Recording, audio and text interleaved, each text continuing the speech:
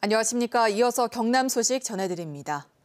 창원시의 문화와 산업 정책 등 시정의 골격을 만드는 핵심 출연기관의 수장이 장기간 공석 상태로 표류하고 있습니다. 창원문화재단 대표는 7개월째 자리가 비어 있는데요. 왜 그런지 그리고 문제는 없는지 이대환 기자가 취재했습니다.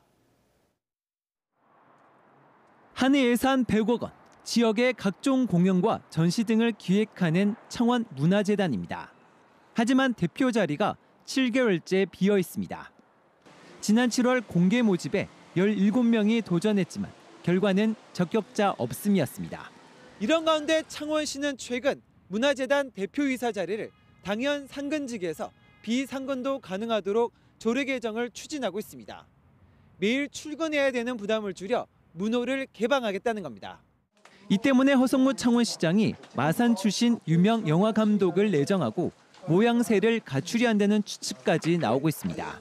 한 해 예산 100억 원에 이르는 창원문화재단 대표를 비상근직으로 바꾸려는 시도에 기대와 우려가 교차하고 있습니다. 측에 상임 와가지고 제대로 한 적도 없고 유능한 신분이 오셔가지고 해주시면 그게 더 좋지 않을까. 창원문화재단이 여러 가지 문제를 많이 안고 있다는 건 다 아는데 외부인들이 왔는데 과연 그걸 어떻게 극복할 수 있을 것인가에 대해서는 다들 의문스럽게 생각하고 있거든요. 이르면 이번 주 시의회에 상정되는 개정안이 통과되더라도 문화재단 대표 인선은 내년 1월이나 가능할 것으로 보입니다. 뿐만 아니라 창원산업진흥원은 10개월, 시정연구원은 4개월째 각각 원장 자리가 비어 있습니다.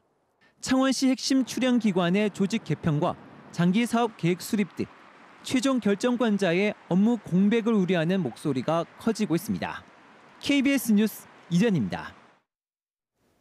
올겨울 들어 첫 독감 바이러스가 경남과 인접한 울산에서 발견됐습니다. 이번 주 중반부터는 영하권의 추위가 예상되는 만큼 감기 조심하셔야 될 것 같습니다.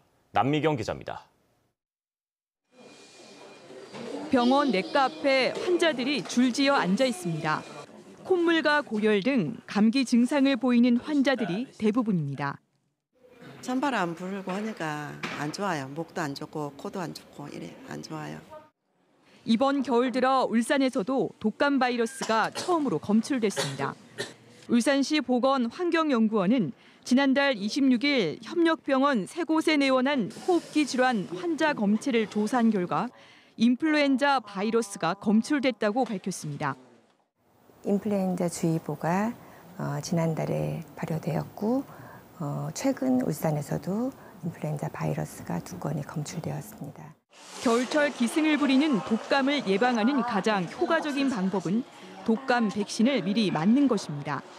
독감을 일으키는 인플루엔자 바이러스는 해마다 유행 종류가 달라질 수 있고 백신 효과도 접종 후 약 6개월 동안 지속되기 때문에 1년에 한 번씩 접종하는 것이 중요합니다. 특히 65살 이상 노인이나 만성 질환자, 6살 이하의 영유아는 세균성 폐렴 등 합병증으로 이어질 수 있어 더욱 주의가 필요합니다. 그 면역을 일으키는 방어 중에 하나가 가장 중요한 게 수분이거든요. 일교차가 크거나 차온 공기가 올 때는 따뜻한 보온. 외출 후에는 흐르는 물에 비누로 30초 이상 손을 자주 씻는 등 개인 위생을 철저히 해야 합니다. 또 기침과 재채기 할 때는 손수건이나 옷깃으로 입을 가리고 하는 등 기침 예절을 지키는 것도 무엇보다 중요합니다. KBS 뉴스 남미경입니다.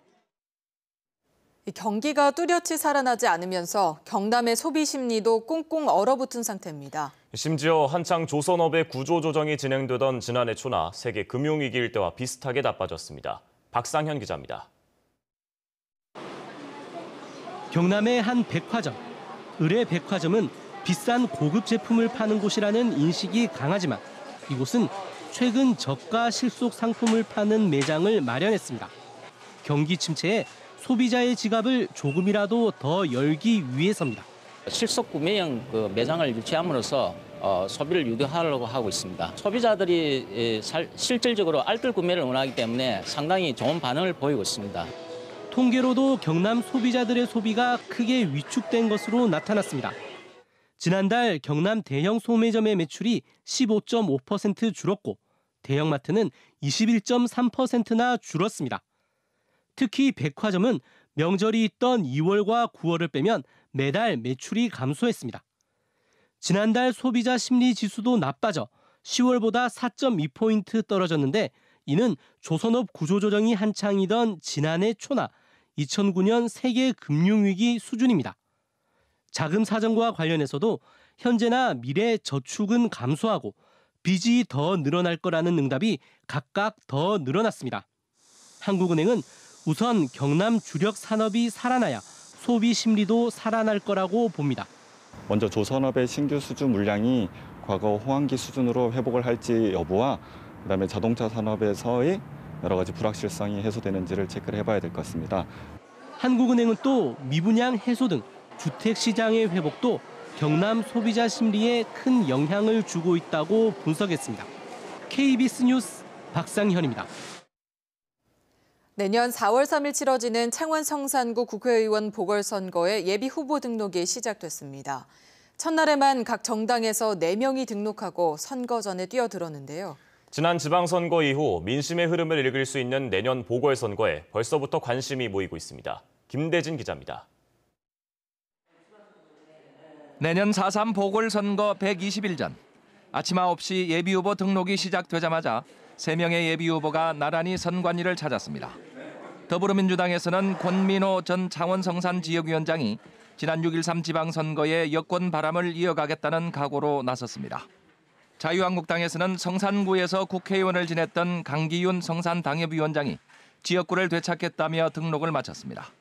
고 노회찬 전 의원이 몸을 담았던 정의당에서는 여영국 경남도당 위원장이 지역구를 지키기 위해 당 차원의 총력전을 예고했습니다. 가장 먼저 후보를 확정하고 진보 후보 단일화를 추진하고 있는 민중당에서는 손석형 창원시 위원장이 출사표를 던졌습니다. 이 밖에도 대여섯 명의 출마 예정자들이 거론되고 있습니다. 예비후보로 등록하면 선거사무소를 설치할 수 있고 제한적으로 선거운동도 할 수 있습니다. 어깨띠나 표지물을 착용하고 선거운동을 할 수 있으며 또 명함을 배부할 수가 있습니다. 또한 문자 발송도 가능하고요. 2020년 총선을 1년여 앞두고 치러지는 내년 보궐선거는 민심의 흐름을 읽을 수 있는 바로미터로 꼽힙니다. 진보 1번지라는 상징성까지 더하는 창원 성산구 국회의원은 지난 5차례의 총선에서 진보가 3차례, 보수가 2차례 차지했습니다. KBS 뉴스 김대진입니다. 사천시의 2천여 가구가 16년 동안 내지 않아도 될 물이용 부담금을 여태 부담해 왔습니다. 행정당국이 뒤늦게 파악해 환급하기로 했는데 5년치만 가능하고 무려 11년치는 날릴 형편입니다. 오승목 기자가 보도합니다. 강홍여 씨는 지난 16년 동안 달마다 수도요금에 별도로 2만 원가량의 물이용 부담금을 내왔습니다. 2002년부터 시행된 남강 등 낙동강 수계의 수질 관리를 위한 법 때문인데 지난 6월부터는 이 부담금을 내지 않게 됐습니다. 면제 대상이 되는 남강댐 5km 반경한 지역에 일부 가구가 뒤늦게 포함된 겁니다. 이유는 모르죠. 모르고 수도요금에 당연하게 부과가 되는 걸로 저희들은 알고 있었고. 낙동강 유역환경청은 무려 16년이 지나서야 행정착오를 파악했고 사천시 3개 읍면 2,278가구를 면제했습니다. 문제는 소멸시효 때문에 5년치 돈만 되돌려받을 수 있다는 점.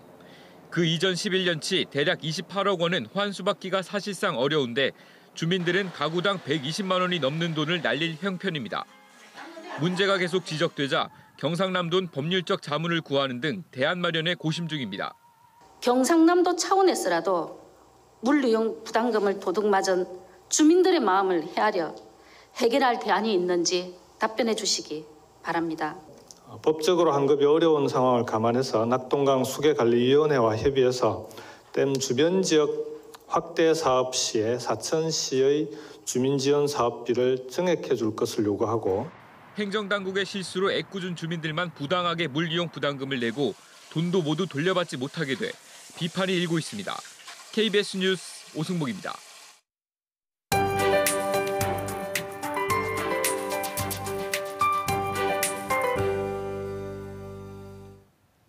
하루 하루 사이 공기가 확연히 달라졌습니다. 밤사이 전국의 수온주가 급격하게 떨어졌습니다. 경남 지역도 대부분 어제보다 10도 이상 낮은 기온을 보이고 있는데요. 현재 창원이 3도로 어제보다 11도나 낮은 기온 보이고요. 진주도 어제보다 8도가량 낮은 4도에 그치고 있습니다. 여기에 찬바람까지 강하게 불고 있는데요. 이 때문에 체감온도는 실제 기온보다도 2, 3도가량 더 낮겠고요. 낮에도 많이 춥겠습니다. 그래도 바람이 먼지를 날려주는 덕에 오늘 대기질은 깨끗하겠습니다. 이번 추위 오늘이 시작에 불과합니다. 앞으로 기온은 점점 더 내려가겠고요. 주말인 토요일에는 창원의 아침 기온이 영하 4도까지 뚝 떨어지는 등 이번 추위가 절정을 보이겠습니다. 현재 위성 영상 보시면 경남 지역으로 구름이 많이 지나고 있습니다. 시간이 갈수록 구름은 점점 걷히겠고요. 오늘 종일 바람이 강하게 불겠습니다. 자세한 현재 기온 보시면 동부 지역은 창녕과 밀양 2도, 통영과 거제가 6도까지 내려가 있습니다. 낮 기온도 창원과 함안, 의령이 11도에 그치는 등 어제보다 많이 낮겠습니다. 경남 서부 지역은 현재 기온 함양과 거창 0도, 진주와 사천이 4도로 출발하고요. 낮 기온은 11도 안팎까지 오르겠습니다. 오늘 해상에도 바람이 강하게 불면서 물결이 최고 4m까지 거세게 일겠습니다. 내일은 남해안을 중심으로 낮 한때 비가 조금 내리겠고요. 이후로는 대체로 맑겠습니다. 대설인 금요일부터는 한낮에도 5도 아래에 머물겠습니다. 기상정보였습니다. 거창구는 청년층과 저소득층을 대상으로 내년 상반기 공공일자리 사업 참여자를 다음 달 초까지 모집합니다. 함안군이 주거나 생계, 돌봄의 위기를 겪는 가구를 읍면사무소에 알려주는 희망발굴단 참여자를 내일까지 신청받습니다. 산청구는 내년에 청년을 채용하는 지역기업 25곳에 인건비 90%를 지원하는 가운데 참가 기업을 공개 모집합니다. 남해군이 지역에 머물면서 농업기술을 배우는 귀농인의 집에 입주할 가족을 오는 12일까지 신청받아 선정합니다. 경상남도 교육청과 시군 공동사업인 행복교육직으로 진주시와 사천시, 고성군과 하동군이 협약을 완료하고 내년부터 사업을 시작합니다. 행복교육지구에는 도교육청과 해당 시군이 각각 3억 원씩 들여 지역민과 학부모, 학교가 함께 지역 특성에 맞는 교육 공동체를 만들어 교육 사업을 펴게 됩니다. 국민건강지수 평가에서 경남이 전국 12위로 하위권을 기록했습니다. 서울대 경제학부 연구팀이 건강보험공단과 통계청, 질병관리본부 자료를 통합해 개발한 국민건강지수 평가 결과 경남은 0.529점으로 전국 17개 광역시도 가운데 12위로 나타났습니다. 경남 18개 시군 가운데는 거창과 거제가 0.56점을 넘겨 상위 1, 2위를 차지했고 최하위는 고성군과 창원시였습니다. 경상남도가 지역주도형 청년 일자리 사업에 참가할 업체를 공모합니다. 이번에 공모하는 청년장인 프로젝트는 노동자 10명 미만의 제조기술 사업자를, 경남 스타트업 청년채용 연계사업은 창업 7년 미만의 업체를 대상으로 지원합니다. 두 사업 모두 선정된 업체가 청년 노동자에게 1년 급여로 2,400만 원 이상을 주면 인건비의 90%를 지원받게 됩니다. 세계사격 선수권대회 뒤 활용안으로 창원국제사격장에서 전투 서바이벌 프로그램이 운영됩니다. 창원시는 국제사격장에 최첨단 레이저 태그를 도입한 서바이벌 게임장을 내년 1월부터 정식 운영하기로 했습니다. 레이저 태그 서바이벌 게임은 5명에서 10명씩 팀을 꾸려 센서를 달고 레이저를 발사해 상대편을 맞추는 방식으로 한 게임당 30분씩, 요금은 한 사람당 10,000원입니다. 정부의 유류세 인하 정책이 한 달을 맞은 가운데 경남 지역 휘발유 가격이 1년 만에 1,400원대로 떨어졌습니다. 한국석유공사 유가정보서비스 오피넷을 보면 지난달 넷째 주 경남 지역 주유소의 휘발유 평균 가격은 리터당 1,496원으로 일주일 전보다 31원 떨어졌습니다. 경남 지역 휘발유 평균 가격이 1,500원 아래로 내려간 것은 지난해 11월 셋째 주 이래 1년 만입니다. 뉴스를 마칩니다. 시청해주신 여러분 고맙습니다.